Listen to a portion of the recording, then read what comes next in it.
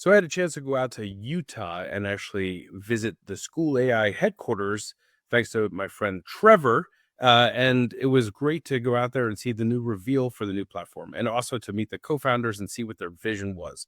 One of the really interesting things was getting to see kind of where they are and where they're headed. Here's a bit from one of the co founders, Caleb Hicks. On this right now that when I think about the power of AI in a classroom, yes, save teachers time so that they can be more present. But that next step is how can you use AI in a way that helps you know which kids be you? And we'll show some of that, but I think that's mostly how we think about the power of AI in classroom. Save time, yes. Having more time, helpful, but really, how do you? It's like a GPS for which students you can work with, and if you get more of that, that's why we got into this in the first place, right? And more of those light bulb magic moments that we get to experience that brought us into the profession in the first place. All right, now let's just take a look at the new look.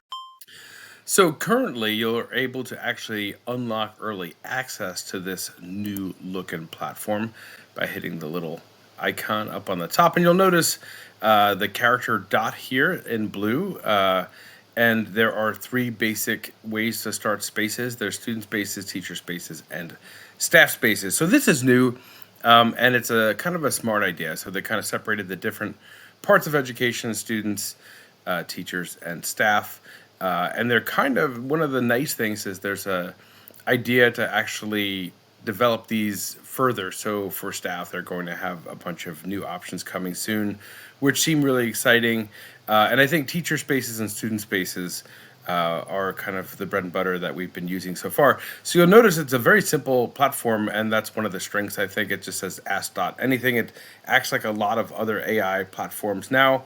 And then they have power-ups. So power-ups are some of the things that we are aware of, and they added a few new ones. So there's things like chess game, document generator, doodle board, flashcards, graphing calculator, image generator, mind map. I really do like the mind map, one of my favorite additions here.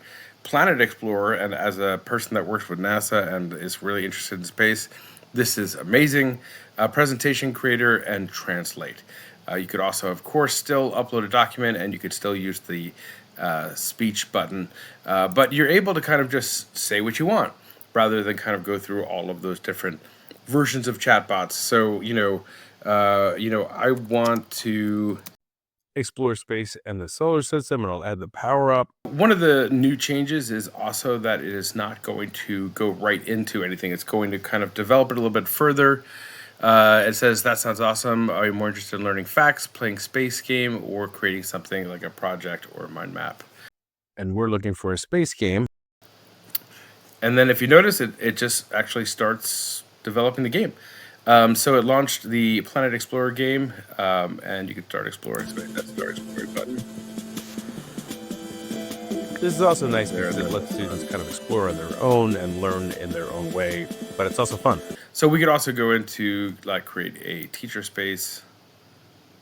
So I asked it to create a STEAM creative space to help teachers get project ideas. And it's going to ask me a couple of follow-up questions, just like it does with the students. And I'm going to ask it to include resources from my book.